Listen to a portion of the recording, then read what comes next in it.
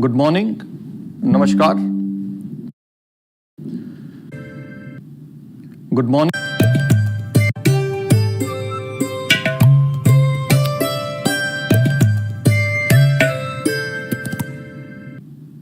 Good morning. Namaskar. This is the first meeting in the financial year and the 54th meeting of the Monetary Policy Committee overall. The year has begun on an anxious note for the global economy. Some of the concerns of the trade frictions are coming true, unsettling the global community. We at the Reserve Bank, while remaining alert to these global developments, began the year celebrating the completion of 90 years of this august institution since its inception way back on 1st April 1935. The Reserve Bank's journey over the last 9 decades is closely intertwined with the nation's development and progress. As a custodian of monetary and financial stability, the Reserve Bank has evolved itself over the years into a full-service central bank with varied functions facilitating a market economy. Indeed, a very, very long journey full of accomplishments and achievements, something which every RBI is proud of, and something I believe the whole of India and its citizens are also proud of. In this challenging global environment, the Monetary Policy Committee met on the 7th, 8th, and 9th of April today to deliberate and decide on the policy repo rate. The global economic outlook is fast changing. The recent trade tariff-related measures have exacerbated uncertainties, clouding the economic outlook across regions, posing new headwinds for global growth and inflation. Amidst this turbulence, the US dollar has weakened appreciably, bond yields have softened significantly, equity markets are correcting, and crude oil prices have fallen to their lowest in over 3 years. In fact, as we speak, it is about $60 to a barrel. Under these circumstances, central banks are navigating cautiously with signs of policy divergence across jurisdictions, each reflecting their own domestic priorities. The Indian economy has made steady progress towards the goals of price stability and sustained growth.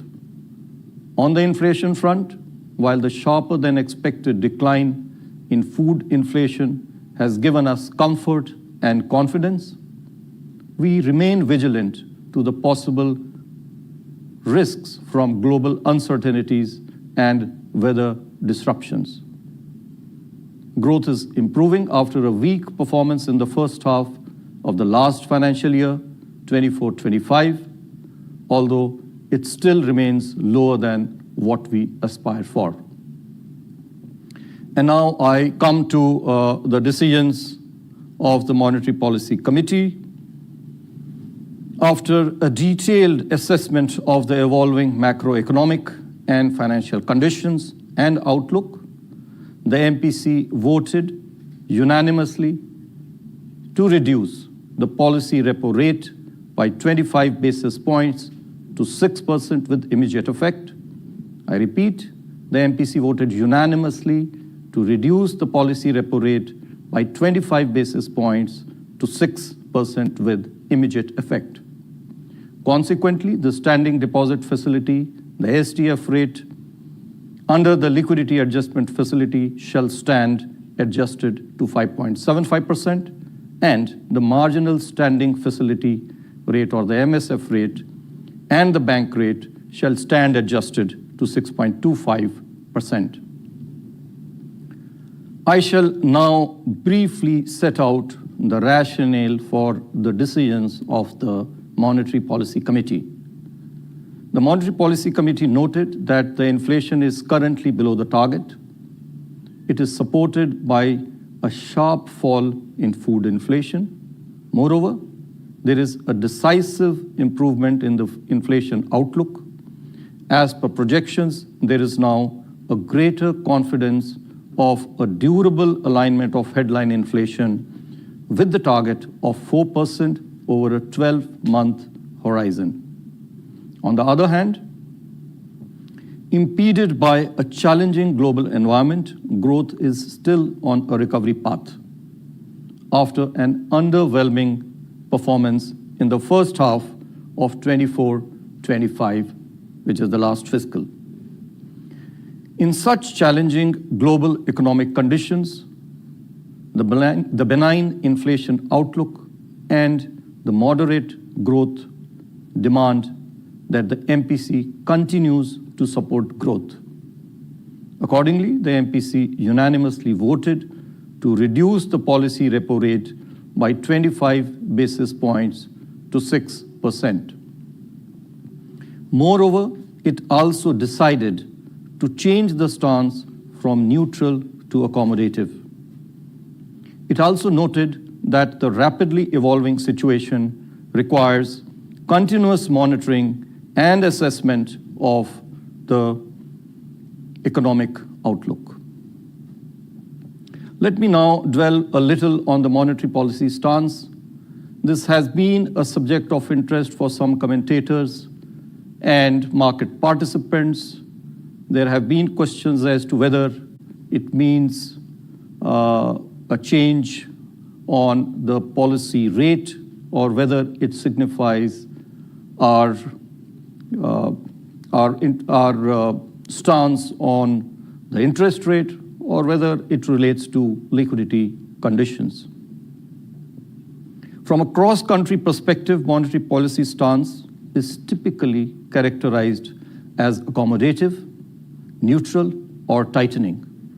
While an accommodative stance entails easy monetary policy that is geared towards stimulating the economy through softer interest rates, tightening refers to contractionary monetary policy, whereby interest rates are hiked to restrain spending and curb economic activity, all with the objective of reining in inflation.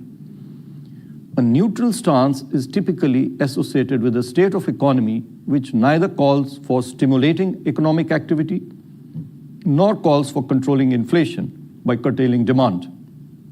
Therefore, it provides the flexibility to the central bank and the MPC to move in either direction on the basis of the evolving economic conditions.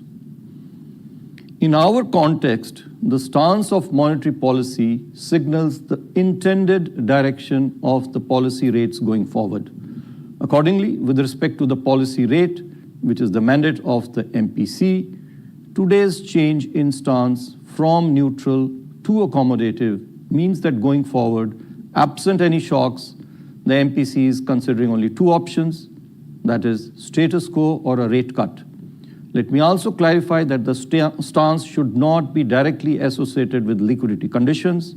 While liquidity management is important for monetary policy, including decisions related to policy rate, it is an operating tool with the RBI for various purposes, including monetary policy transmission. Monetary policy decisions to change policy rates do, however, have implications for liquidity management, being the operational tool to carry out the policy changes.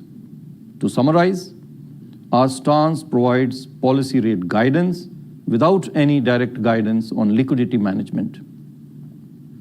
I will, of course, be discussing later our approach to management of liquidity.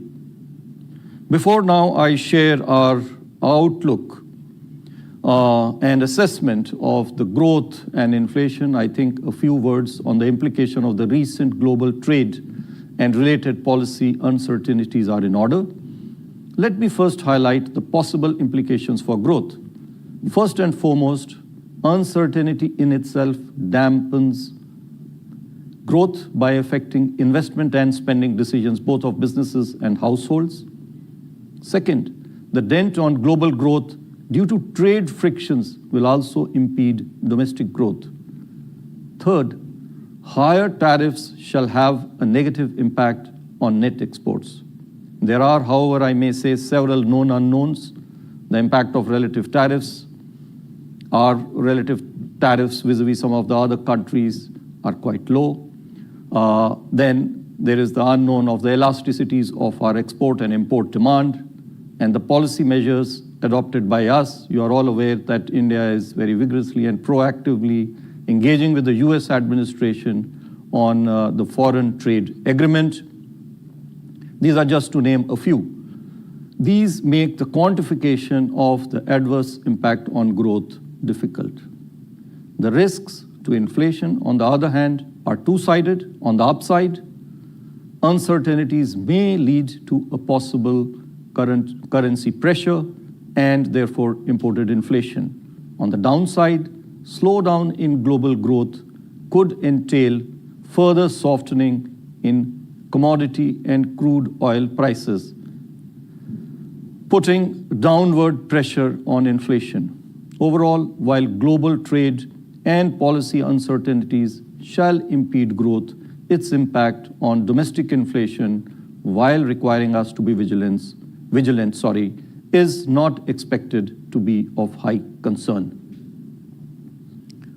Coming now to our growth outlook. Real GDP, as you are all aware, this year, as per the MOSPI figures, is expected to grow at 6.5%. This is on top of a 9.2% growth rate observed in the previous year, which is 24-25. In 25-26, the current year, prospects of agriculture sector remain bright on the back of healthy reservoir levels and robust crop production. Manufacturing activity is showing signs of revival, with business expectations remaining robust, while services sector activity continues to be resilient. On the demand side, bright prospects of the agriculture sector bode well for rural demand, which continues to be healthy, while urban consumption is gradually picking up with an uptick in discretionary spending. Investment activity has gained traction and is expected to improve further on the back of sustained higher capacity utilization, government's continued thrust on infrastructure spending, healthy balance sheets of banks as well as the corporates, along with the easing of financial conditions. Merchandise exports will be weighed down by global uncertainties, as mentioned earlier, while services exports are expected to remain resilient. Headwinds from global trade disruptions continue to pose downward risks. Taking all these factors into consideration, real GDP is now projected for this fiscal 25-26 at 6.5%, with Q1 at 6.5%, Q2 at 6.7%, Q3 at 6.6%, and Q4 at 6.3%. While the risks are evenly balanced around these baseline projections, uncertainties remain high in the wake of recent spike in global volatility. You would have noted that the growth projection for the current year has been marked down by 20 basis points relative to our earlier assessment of 6.7% in the February policy. This downward revision essentially reflects the impact of global trade and policy uncertainties, which I had highlighted a little while ago. Coming to inflation, the headline inflation moderated during January-February 2025, following a sharp correction in food inflation. The outlook for food inflation has turned decisively positive. The uncertainties regarding rabi crops have abated considerably, and the second advance estimates point to a record wheat production and higher production of key pulses over that last year. Along with robust Kharif arrivals, this is expected to set the stage for a durable softening of food prices. Sharp decline in inflation expectations in our latest survey for 3 months and 1 year ahead would also help anchor inflation expectations going forward. Furthermore, the fall in crude oil prices augurs well for the inflation outlook. Concerns on lingering global market uncertainties and recurrence of adverse weather-related supply disruptions, however, pose upside risks to the inflation trajectory. However, I may add that as per the latest forecast by various organizations, national and international, including our own Indian Meteorological Department, the monsoon is expected to be normal, and the El Nino effect is also expected to be absent. So these are positives for us. Taking all these factors into consideration and therefore assuming a normal monsoon, CPI inflation for the financial year 25-26 this year is projected at 4%, with Q1 at 3.6%, Q2 at 3.9%, Q3 at 3.8%, and Q4 slightly higher at 4.4%. The risks are evenly balanced. I now will be speaking on the external sector. India's services exports remained resilient in January-February of this year, driven by software, business, and transportation services. Going forward, net services and remittances receipts are expected to remain in large surplus, partly offsetting the trade deficit.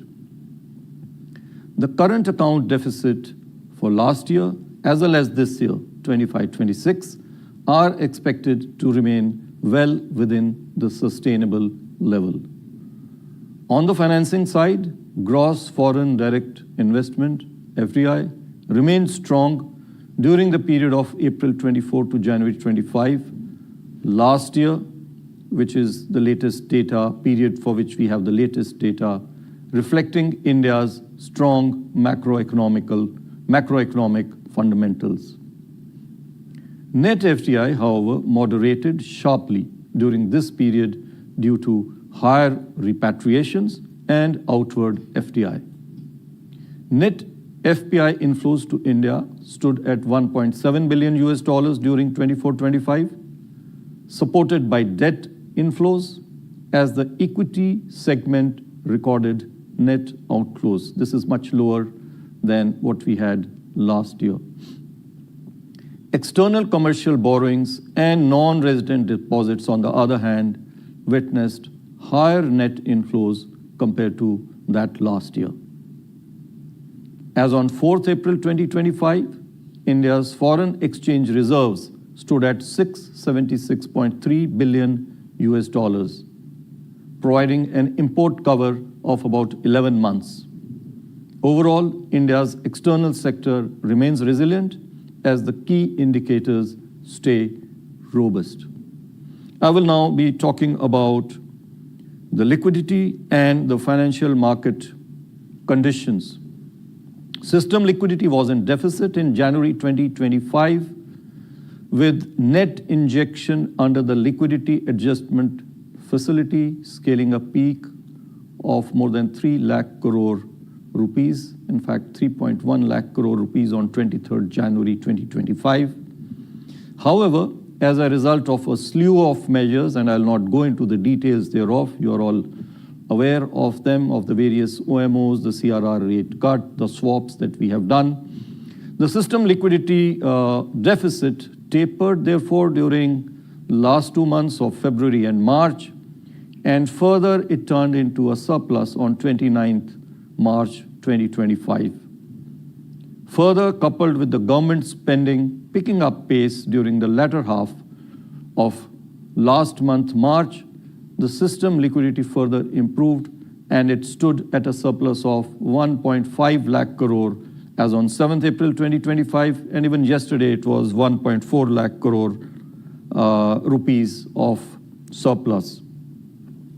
Reflecting these developments, the weighted average call rate softened and remained near the repo rate since the last policy meeting. The spreads of 3-month CP and 3-month CD rates over the 91-day Treasury bill rate have also softened since the second half of March, suggesting an improvement in liquidity conditions. I would like to mention over here again, I am reiterating this, I have said this earlier, which is that the Reserve Bank is committed to provide sufficient system liquidity. We will continue to monitor the evolving liquidity and financial market conditions and proactively take appropriate measures to ensure that there is adequate liquidity in the system. Coming to financial stability, well, I do not have much to add from my previous policy statement in February. Things are more or less looking similar. The financial soundness parameters of the banking sector continue to be robust. The liquidity buffer in the banking system is well above the regulatory threshold. Profitability indicators are also healthy, reflecting robust operational efficiency of the system. Similarly, the system-level parameters of NBFCs too are very sound. Now, as has been the practice, I shall be announcing some additional measures. This time I have 6 additional measures to announce to all of you, and these relate to banking regulation, fintech, and payment systems. First, we propose to enable securitization of stressed assets through market-based mechanism. There is already a mechanism of securitization of standard assets. The same is now proposed to extend with modification to stressed assets, and I may add that this is in addition and this is not in lieu of the existing ARC route under the SARFAESI Act of 2002.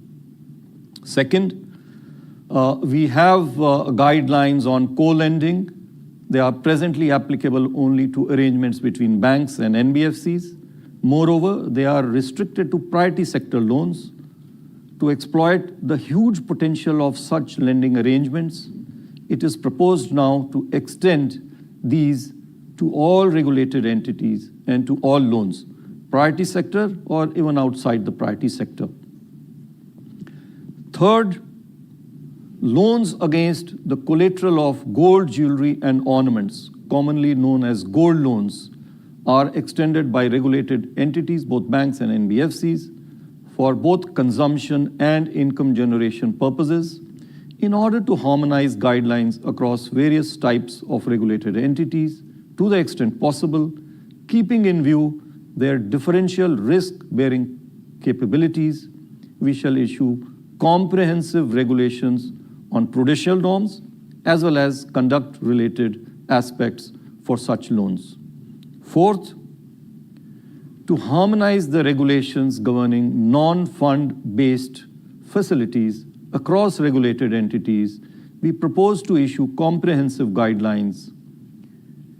Instructions related to partial credit enhancement by regulated entities are also proposed to be revised. This is also, if you would recall, a budget announcement relating to NABFID by the Honorable Finance Minister in her budget speech for this year. This is expected to broaden funding sources for infrastructure financing. The draft of these 4 guidelines and regulations are being published today itself for public consultation, and we shall finalize these guidelines based on the feedback received. The other 2 announcements relate to, first of all, enabling NPCI to decide in consultation with the banks and other stakeholders the transaction limits in UPI for person-to-merchant transactions. This limit, as you are aware today, is 2 lakh rupees. We will give the freedom to NPCI in consultation with other stakeholders to revise it as per the needs of the economy. I may also clarify over here that the P2P transaction limit, which is 1 lakh rupees as of now, will remain the same, and there is no change with regard to the regulations in regard to P2P or person-to-person payment transaction limits. The other and the last measure that I have to announce today is regarding the regulatory sandbox. We are making it theme neutral and on tap At present, there are actually 4 themes on which people and businesses can work on this sandbox. Now we are making it theme neutral and on tap. Necessary directions for the implementation of these 2 measures shall be issued separately. To conclude, the global economy is going through a period of exceptional uncertainties. The difficulty to extract signal from a noisy and uncertain environment poses challenges for policy making. Nevertheless, monetary policy can play a vital anchoring role in ensuring that the economy remains on an even keel. In our context, as I mentioned earlier, the domestic growth inflation trajectory demands monetary policy to be growth supportive while being watchful on the inflation front. We are aiming for a non-inflationary growth that is built on the foundations of an improved demand and supply response and sustained macroeconomic balance. As before, we shall remain agile and decisive in our response and put in place policies that are clear, consistent, credible, and in the best interest of the economy. Thank you, Namaskar, and Jai Hind.